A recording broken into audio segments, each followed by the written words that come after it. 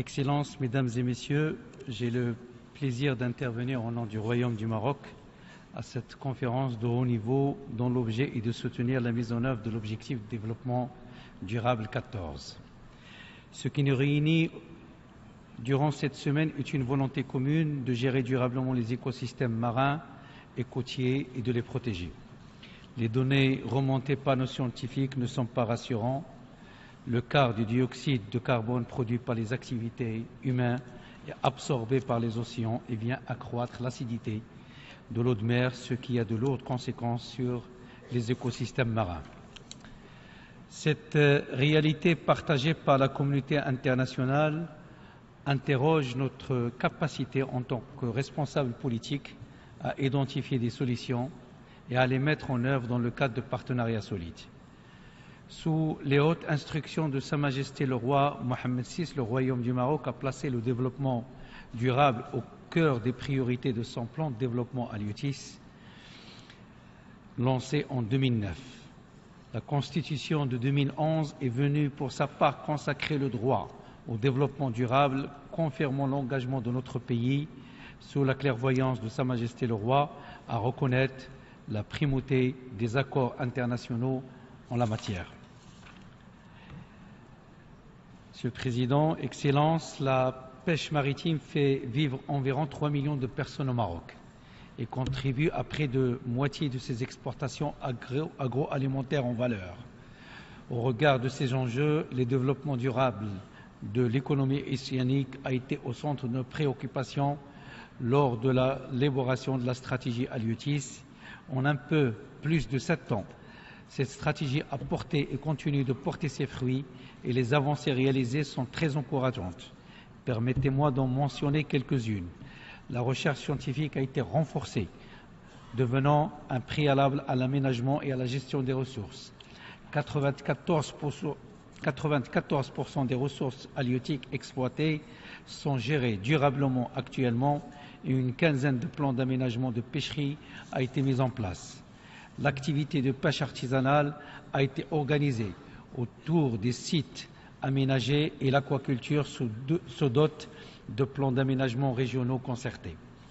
La pêche éinenne, véritable fléau qui accentue la pression sur les écosystèmes marins, a été adressée par le biais de plusieurs mesures, notamment l'équipement des navires en balise de géolocalisation pour un suivi en temps réel de son activité et la mise en place d'une procédure de certification électronique des captures pour assurer la traçabilité des captures.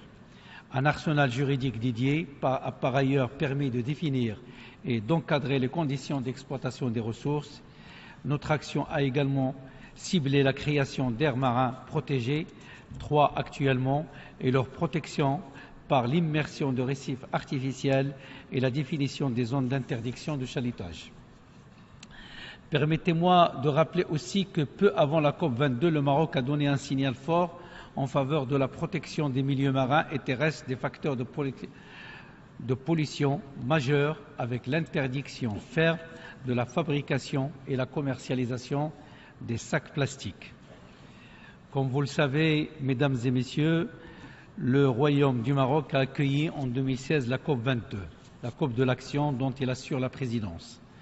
Cette COP qui a bénéficié du haut et fort engagement de Sa Majesté le roi Mohammed VI, que Dieu l'assiste, a été unanimement saluée, considérée comme un grand succès à tous les plans.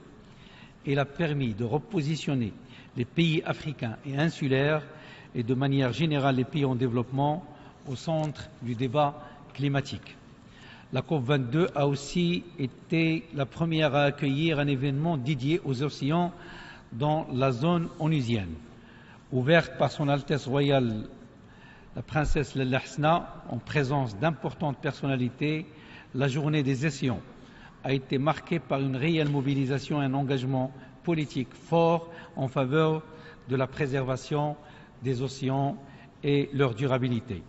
Lors de cette COP, le Maroc a également exprimé son dynamisme et son engagement pour l'action en faveur du développement durable des océans à travers la présentation de l'initiative Ceinture bleue qui vise à appuyer l'émergence des systèmes intégrés d'observation côtière et favoriser leur intégration au niveau mondial, encourager les actions pour la pêche durable sur l'ensemble de la chaîne valeur afin de lutter contre l'augmentation de la température des océans et favoriser le développement d'une aquaculture durable, en particulier l'algoculture. La ceinture bleue tend à convertir les contraintes environnementales émanant des impacts du changement climatique en nouvelles opportunités économiques génératrices de valeur et d'emplois. Il s'inscrit dans le cadre de l'agenda de l'action de la Convention des Nations Unies pour le changement climatique. Monsieur le Président, Excellences, Mesdames et Messieurs, pour conclure, j'en appelle aux hauts responsables dans les secteurs liés aux océans pour accentuer le partage des expériences acquises au niveau national, régional et international dans la mise en œuvre de l'EDD 14. Le Maroc considère le partage d'expériences comme une ressource importante de développement et reste disposé à le faire avec les partenaires intéressés. Les solutions qui seront discutées dans cette grande conférence doivent matérialiser un engagement irréversible de conserver et d'exploiter de manière durable les océans, les mers et les ressources marines. Les océans doivent rester une source de vie et de bien-être pour la population. Je vous remercie.